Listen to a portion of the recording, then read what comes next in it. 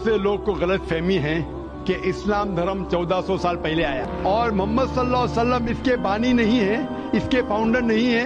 मोहम्मद सल्लल्लाहु अलैहि वसल्लम अल्लाह। रुकिए, अगर आज मैं आपसे कहूं कि किसी मजहब का सबसे बड़ा संकट बाहर से नहीं भीतर से पैदा होता है, तो क्या आप यकीन करेंगे?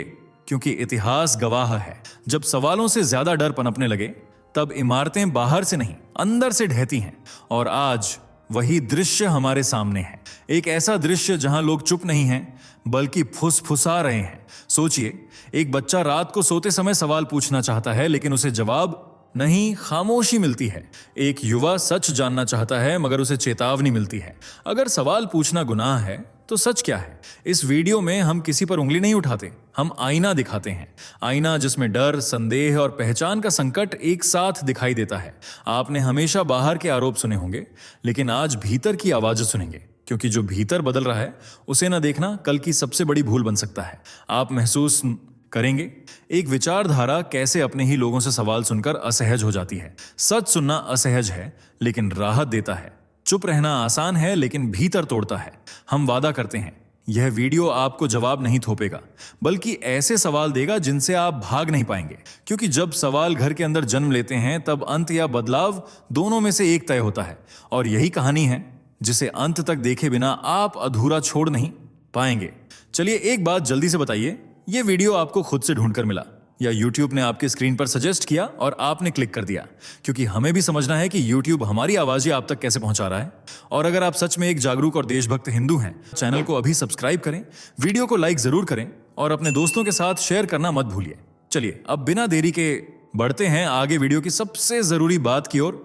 क्या आपने कभी एक मुसलमान को यह कहते सुना है, मैं मुसलमान हूं और मुझे डर नहीं लगता? नहीं सुना ना? एक एक्स मुस्लिम्स ने कहा, मुझसे पूछा गया कि क्या तुमने कभी किसी मुसलमान को बिना डर के जीते देखा है?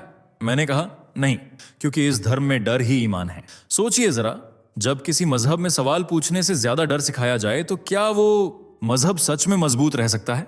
और यहीं से शुरू होती है वो कहानी जो अब बाहर से नहीं अंदर से उठ रही है। आज खुद मुसलमानों के बीच एक फुसफुसाहट नहीं बल्कि एक साफ आवाज सुनाई देने लगी है। क्या इस्लाम का अंत अब सच में पास आ रहा है? ये किसी एक इंसान का दर्द नहीं है, ये किसी एक परिवार या देश की बात भी नहीं, ये एक सामूहिक चेतावनी है। एक ऐसा संकेत जो सिर्फ मुसलमानों के लिए नहीं बल्कि हम सभी के लिए सोचने का कारण बनता है। क्योंकि आज पहली बार मुसलमान खुद अपने आप से वो सवाल पूछ रहे हैं जो सदियों तक पूछना मना था। क्या हमें जो सिखाया गया वो पूरा सच था, या हमें सिर्फ सच का एक हिस्सा दिखाया गया? और सबसे डरावना सवाल, क्या अब वक्त आ गया है उस साए से बाहर निकलने का जिसके नीचे हमने पूरी जिंदगी गुजार दी? ये सवाल मामूली नहीं है। ये सवाल किसी किताब के पन्नों से नहीं बल्कि दिल और दिमाग की टकराहट से जन्म लेते हैं। और जब सवाल जाग जाते हैं तो इतिहास बताता है फिर कोई भी विचारधारा पहले जैसी नहीं रहती। यही वजह है कि ये कहानी यहाँ खत्म नहीं होती, बल्कि यहीं से असली कहानी शुरू होती है। इस वीडियो में हम जानेंगे वो असली बातें जो अब तक छिपाई गई थीं, वो विचार जो अब खुद इस्लाम के अंदर उठ रहे हैं, और सबसे जरूरी वो संकेत जो एक पूरे मजहब के अंत की तरफ इशारा कर रहे हैं, उसके अपने ही लोगों की जुबानी। आप इस वीडियो में सिर्फ देखेंगे नहीं, आप महसूस करेंगे एक धर्म कैसे खुद से लड़ने लगता है। तो अगर आप सच सुनने के लिए तैयार हैं, ना सिर्फ किताबों का बल्कि लोगों के दिलों का सच, तो ये वीडियो आपके लिए है। क्योंकि जो आज मुसलमान खुद मानने लगे हैं, कल वो हमारे दरवाजे पर दस्तक बनकर आएगा। कभी इस्लाम को लेकर एक शेर बहुत मशहूर था, हम वहां तक जमीन पर हुकूमत करेंगे जहां तक अजान जाएगी। ये वक्त था जब मुसलमान खुद को विजेता मानते थे। तलवार उनकी पहचान थी और विजय उनका विश्वास।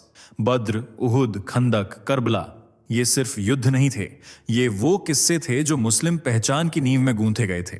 लेकिन अब वो कहानी बदल रही है। एक मुस्लिम पत्रकार ने हाल ही में लिखा, अब हम ईद का चांद देखकर खुश नहीं होते, डर जाते हैं कहीं फिर से कोई धमाका ना हो जाए, कहीं फिर से हमसे सवाल ना पूछे जाएं। पहले जो तलवार शान मानी जाती थी, अब वो एक भय का प्रतीक बन चुकी है। पहले जिस इस्लामी झंडे को लहराता हुआ अल्लाह का नाम कहा जाता था, अब वही झंडा कई जगहों पर खून, आतंक और डर से जोड़ दिया गया है। ये बदलाव अचानक नहीं आया, ये कोई अचानक हुआ धमाका नहीं है, ये बहुत लंबे समय से भीतर ही भीतर पकती आ रही बेचैनी का नतीजा है। एक ऐसी बेचैनी जिसे सालों तक दबाया गया, टाला गया, चुप कराया गया, और अब वही बेचैनी कन्फेशन बन चुकी है। आज मुसलमान खुद कह रहे हैं, हम थक चुके हैं, हम डरते हैं, और सबसे डरावनी बात, अब हमारे अपने बच्चे हमसे सवाल पूछ रहे हैं। जरा सोचिए, जिस धर्म का गर्व कभी उसकी विस्तारवादी सोच हुआ करता था, आज उसी के मानने वाले कह रहे हैं हमें हमारी ही किताबों से डर लगता है। ये सिर्फ शब्द नहीं है, ये किसी इंटरव्यू की लाइन नहीं है, ये उस टूटते हुए आत्मविश्वास की आवाज है जो कभी पूरी दुनिया को बदलने का दावा करता था। और यहीं से एक बड़ा बेचैन करने वाला सवाल पैदा होता है, क्या ये सब सिर्फ आधुनिकता का असर है, या फिर क्या ये उस डोर का टूटना है जो हजारों साल से जोर जोर से खींची हुई थी? सच ये है कि ये बदलाव न तो अचानक आया, न ही किसी एक घटना की वजह से हुआ। ये एक धीमी खामोश प्रक्रिया थी जो अंदर ही अंदर सदियों से सड़ रही थी, लेकिन अब जब उसकी बदबू बाहर आने लगी है तो उसे नजरअंदाज करना या ढक देना अब मुमकिन नहीं रहा। और यहीं से कहानी और भी ज्यादा गहरी और ज्यादा असहज होने वाली है। आज जो मुसलमान बोलने लगे हैं वो सिर्फ बहस नहीं कर रहे, वो अपने ही विश्वास के ताबूत में आखिरी कील ठोक रहे हैं। और शायद इसीलिए अब कई इस्लामिक देशों में एक कॉमन व्हिस्पर सुनाई देती है, हमें बदलना होगा, नहीं तो हम खुद खत्म हो जाएंगे। अगर आप सोचते हैं कि इस्लाम पर सवाल सिर्फ बाहर से उठते हैं तो आज का सच सुनिए, सबसे बड़े सवाल अब इस्लाम के अंदर से उठ रहे हैं। आज एक नई आवाज उठ रही है, एक्स मुस्लिम्स की आवाज। वो लोग जो इस मजहब में पैदा हुए, पले बड़े, लेकिन फिर एक दिन उन्हें अपने ही धर्म से सवाल पूछने पड़े और जवाब में सिर्फ चुप्पी, धमकी या बहिष्कार मिला। एक लड़की की कहानी सुनिए। मैं 17 साल की थी जब मुझे कुरान का वो हिस्सा पढ़ाया गया जहां कहा गया कि नाफरमान औरतों को मारा जा सकता है। मैंने पूछा, क्या यही अल्लाह का इंसाफ है? और उस दिन से उसे अपने ही घर में बिगड़ चुकी कहा गया। एक और युवक दुबई में पला बढ़ा। जब मैंने सवाल किया कि क्यों अल्लाह ने 6 साल की बच्ची से निकाह को जायज कहा तो मुझे मुनाफिक करार दे दिया गया।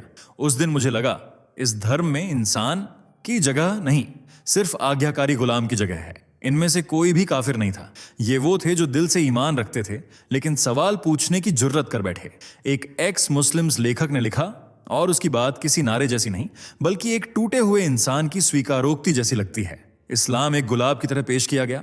हर किताब में उसकी खुशबू का वादा था, लेकिन जब मैंने उसे जिया तो कांटों के अलावा कुछ नहीं मिला। अब वो गुलाब मुरझा चुका है और मुझसे कहा जा रहा है कि उसकी लाश की पूजा करूं।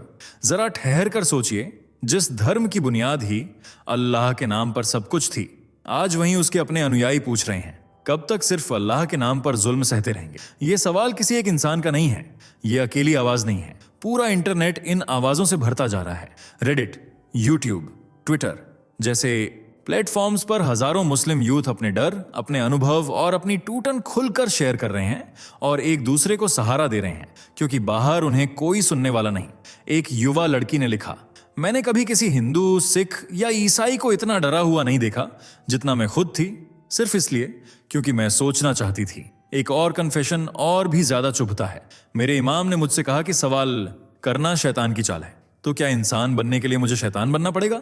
ये शब्द सिर्फ चौंकाते नहीं हैं, ये हमारी सोच की नींव हिला देते हैं, क्योंकि ये आरोप बाहर से नहीं आ रहे, ये उस धर्म के अंदर से निकल रहे हैं जिसे सबसे ज्यादा डर सवाल पूछने से लगता है। और जब सवाल भीतर से उठने लगें तो इतिहास गवाह है, फिर कोई भी व्यवस्था पहले जैसी नहीं रहती। इनमें से कोई भी धर्म के खिलाफ नहीं निकला, ये लोग सिर्फ इंसानियत के पक्ष में खड़े हुए। और यही वो मोड़ है जहां से एक धर्म का अंत शुरू होता है, जब उसके अपने अनुयायी खुद कहने लगें, अब और नहीं, मेरा विश्वास अब भी है, लेकिन वकालत खत्म हो गई है।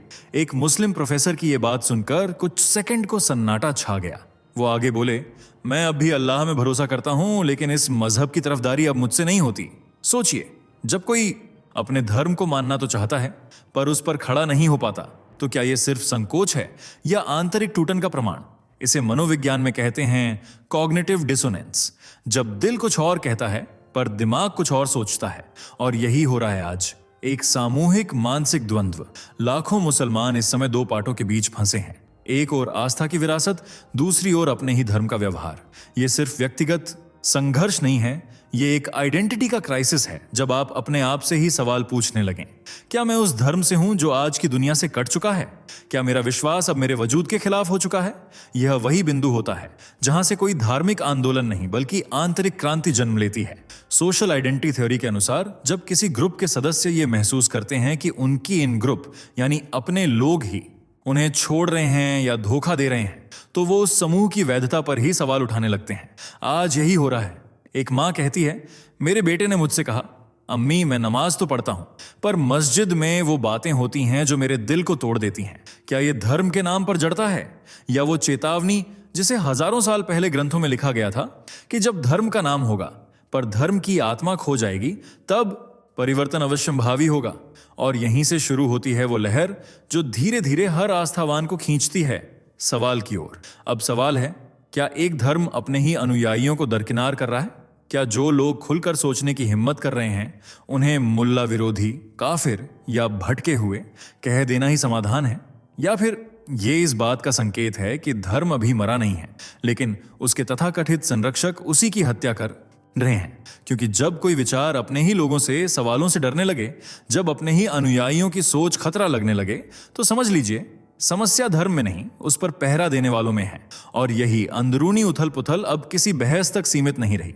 ये धीरे धीरे एक बहुत बड़ी चेतावनी की शक्ल ले रही है। एक ऐसी चेतावनी जिसे हजारों साल पहले आर्षियों ने शब्दों में बांध दिया था कि जब धर्म अपने ही लोगों से डरने लगे, जब सवाल पूछने वाला दुश्मन समझा जाने लगे, जब आस्था की जगह खामोशी को थोप दिया जाए, तब कोई अवतरण दूर नहीं होता।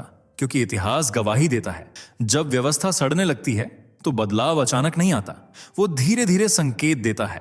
और आज दिखाई दे रहे ये संकेत शायद किसी अंत की नहीं, किसी बड़े मोड़ की आहट है।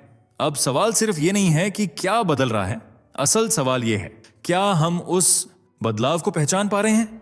एक सुनसान रात की बात है। एक पुराना जहाज जिसकी डेक दर दर तक फटी है, अब धीरे धीरे पानी की सतह की ओर डूब रहा है। एक क्रैक, एक शोर और फिर एक खामोशी। ठीक वैसे ही हमारा समय, हमारी संस्कृति, जो कभी एक महान जहाज की तरह था, वो अब धीरे धीरे डूब रहा है। ऐसा क्यों? क्या इस जहाज की टक्कर आज हमारी आंखों में हो रही है, या वो शोर पहले से शब्दों में सुनाई दे रहा था? हम इसे बताएंगे। एक ऐसी भविष्यवाणी जो ग्रंथों की परतों में छुपी हुई थी, लेकिन अब उसकी गूंज उतनी जोर से है कि दुनिया सुन रही है। कुछ ऐसे अंश जिनकी गौरवशाली भाषा पश्चाताप का एहसास कराती है। एक क्रैक्ड फाउंडेशन जिस पर धर्म खड़ा था, अब अपनी ही दरारों में धंस रहा है। एक संगीत जो पहले हमारी आत्मा को हिला देता था, अब वो संगीत घुटन बनकर गूंज रहा है। श्रीमद् भागवत पुराण में कलयुग के वर्णन कुछ ऐसे हैं। लोक कलुषित होंगे, संदेश मार्ग पीछे छूटेगा। ये शब्द केवल कथा नहीं, ये एक चेतावनी है जिसके तले हम अभी से दबते जा रहे हैं। इसी तरह ब्रह्मा वैवर्त पुराण कहता है कि कल युग के पहले चरण में बुराई, पाप और क्षय की इतनी भूमि पर झर बैठा हुआ हो जाएगा कि वो सभी दिशाओं में फैल जाएगा। वो गोल्डन एज जो आता और जाता है, उसके बाद आई एक डार्क एज जिसका पूर्वाभास अब सामने है। फिर देखिए क्रॉस रिलीजन पैटर्न। इतना हैरान करने वाला है कि हिंदू और बाइबल का वक्तव्य एक दूसरे के साये में खड़े दिखते हैं। एक आधुनिक संदर्भ में तमाम क्रिश्चियन प्रोफेसीज ये कहती हैं, जो कल पहले मानवता की सुनहरी अवस्था थी, अब वही धर्मों की बर्बादी का दृश्य बना हुआ है। आंतरिक रूपकों से ज्यादा मजबूत हैं, दिल को झकझोर देने वाले, विकर्णात्मक, शैटरिंग मेटाफर्स की यह कोलैप्स कोई नेचुरल घटना नहीं, बल्कि भीतर से बनने वाली खतरा है। जैसे नीम बर्फ की हो और गर्म धूप में धीरे धीरे घिस जाए। तो हम पूछना चाहेंगे, क्या ये सब हमारी आंखों से पहले, शब्दों में पहले लिखा गया था? क्या यह ग्रंथों में ही एक चिंगारी थी जिसे हम आज जलाए हुए देख रहे हैं? ये सिर्फ मेटाफर्स नहीं, ये पैटर्न्स हैं जो संकेत देते हैं कि एक युग समाप्त हो रहा है। एक धर्म जिंदा रहने की आखिरी सांसें ले रहा है, और वो मौत पहले लिखी गई थी, अब वो हमारे चारों ओर साकार हो रही है। एक पुरानी किताब के पन्ने अचानक धूप में चमकते दिख लगते हैं, जैसे किसी गहरी नींद से वो जाग उठे हों। असल में यही हो रहा है आज। वो चेतावनियां जो कभी भारी रहस्यों जैसी लगती थीं, अब हर ठीक ठीक घटना में महसूस की जा सकती हैं। आज हम उन कम झात ग्रंथों की चुप्पी तोड़ेंगे जिनमें निष्कपट रूप से लिखा गया था कि धर्म अपने ही अंत को अपनी जड़ों तक खींच लेगा। एक त्रिपुरा पुराण में लिखा है कि जब धर्म की छाया नजर से दूर गिर जाएगी तो एक अजीब सुनसान सा सन्नाटा उस पर हावी होगा। वाकई सन्नाटे को देखिए, मस्जिदों में हलचल कम, दिलों में अनसुलझा सवाल ज्यादा। दूसरा, लल्लेश्वरी के शेर जो केवल सूफी नहीं बल्कि चेतावनी है। जब वही शहादत जानिब कर दे जो कभी हमारी पहचान था। ये शब्द उस उसूल को उलझा देते हैं जो आज पहले संरक्षण अब पिंजरा के रूप में सामने है। किसी ने एनालॉजी में क्या लिखा है, एक महल जिसकी नींव पहले पत्थर की थी, अब वही पत्थर उसके बोझ बन गए हैं। किताबें तो किताबें हैं, पर जब वे आज की हेडलाइन से मिली जुली दृश्य रूप में सामने आएंगी तो पलक झपकते हम खुद को चौंकते पाएंगे। एक क्रॉस रिलीजन पैटर्न दिखता है। ये वही डिसइल्यूजनमेंट है जो पहले रेगिस्तान में शुरू हुआ और अब हर सियासी मंच, हर सोशल मीडिया कमेंट में गूंज रहा है। और यही हमारे मन में उठता सबसे बड़ा सवाल, क्या ये सब हमारी आंखों से पहले, शब्दों में पहले लिखा गया था? इसे समझना ही शायद सबसे गहरा जागरण है, वही जागरण जिसे ग्रंथों ने कभी पहचाना था, और अब वही चेतावनी हमारी सोच में तेज विस्फोट बनकर गूंज है। अब तक आपने जो सुना वो केवल तथ्यों की कहानी नहीं थी, ये एक यात्रा थी आपके भीतर के उस कोने तक जिसे आप भी शायद छूने से हिचकते थे। शायद आप मुसलमान हैं या शायद आप नहीं हैं, लेकिन अगर आपने इस वीडियो को यहां तक देखा है तो इसका मतलब है कि आपके अंदर कुछ है जो टूट चुका है और कुछ जो अब भी जीवित है। तो खुद से एक सवाल पूछिए, क्या आप अंदर से थक चुके हैं? थक गए हैं इन सवालों से, इन तर्कों से, इस लड़ाई से? थक गए हैं उन जवाबों से जो कभी संतोष नहीं देते, सिर्फ डर बढ़ाते हैं? कभी आपने अपने ही दिल में ये आवाजें सुनी है, क्या मैं गलत हूं या फिर ये सब कुछ ही उल्टा है? यही वो समय है जब धर्म सवाल नहीं उठाता, इंसान उठता है। और अगर आपने वो सवाल अपने आप से पूछे हैं तो बधाई हो, आप अब सिर्फ भीड़ का हिस्सा नहीं हैं, आप जाग चुके हैं। लेकिन याद रखिए, जागना ही काफी नहीं। अगर आपने देखा, समझा और महसूस किया तो अब बोलना भी होगा, क्योंकि जब तक आप बोलेंगे नहीं हमारी ये आवाज कहीं खो जाएगी। जो धर्म खुद के अनुयायियों को ही डराने लगे, जो किताबें सवाल करने पर सजा देने लगे और जो विचार सोच को गुलाम बना दे, वो किसी और का नहीं आपका ही गला घोंट रहे होते हैं। तो आज एक फैसला करें, चुप्पी का नहीं, चेतना का। नीचे कमेंट करिए, मुझ में विश्वास बचा है। अगर आप अब भी उम्मीद रखते हैं कि बदलाव मुमकिन है, या मुझ में अब कुछ नहीं बचा। अगर आप वो रिक्तता महसूस करते हैं जो हजारों लोग आज महसूस कर रहे हैं, क्योंकि जब आप लिखते हैं आप अकेले नहीं होते। हर कमेंट, हर शब्द, हर सच हमें एक दूसरे से जोड़ता है। और जब ये आवाजें जुड़ती हैं तो वो सिर्फ एक वीडियो नहीं बनता, वो एक आंदोलन बनता है। तो अब निर्णय आपका है, क्या आप इस सच के हिस्सेदार बनेंगे या फिर इस सड़ते हुए झूठ का हिस्सा बने रहेंगे? आपका दिल ही जवाब जानता है। अब जब सब कुछ इतना साफ दिखाई दे रहा है, जब हर इमारत की दीवारें खुद दरक रही हैं, जब हर चुप्पी एक नई आवाज को जन्म दे रही है, तो क्या आप सोच रहे हैं आगे क्या होगा? क्या यह सब यहीं खत्म हो जाएगा या फिर अभी भी कोई ऐसा संकेत बचा है जो इस अंदरूनी टूट को एक विस्फोट में बदल सकता है? अगली वीडियो में हम जानेंगे वो अंतिम घटना जो आज भी रहस्य है, लेकिन ग्रंथों में उसका जिक्र एक चेतावनी की तरह किया गया है। एक ऐसा घटनाक्रम जिसके बाद किसी मजहब की सीमाएं नहीं बचेंगी, जिसके बाद तर्क भी थम जाएगा और युद्ध विचार का नहीं, अस्तित्व का होगा। उस वीडियो में हम बात करेंगे अंतिम मोहर की। जिस दिन ये मोहर टूटेगी, उस दिन सच्चाई का ज्वार हर झूठी दीवार को बहा ले जाएगा। तो आपसे एक विनती है, अगर इस वीडियो ने आपको सोचने पर मजबूर किया है, अगर आप सच के लिए तैयार हो रहे हैं, तो इसे अभी शेयर करें, क्योंकि जो सच अब सिर्फ झांक रहा है वो कल की आग बन सकता है, और जो आज तक चेतावनी थी वो कल तक क्रांति हो सकती है। आपका एक शेयर किसी और के भीतर बंद आवाज को खोल सकता है। तो तैयार रहिए, अगला भाग वो रहस्य खोलने वाला है जो शायद इस युग का अंत तय करेगा। दोस्तों, आपको स्क्रीन पर 2 और वीडियोस दिखाई दे रही हैं, जिसे देखने के लिए स्क्रीन पर क्लिक करें।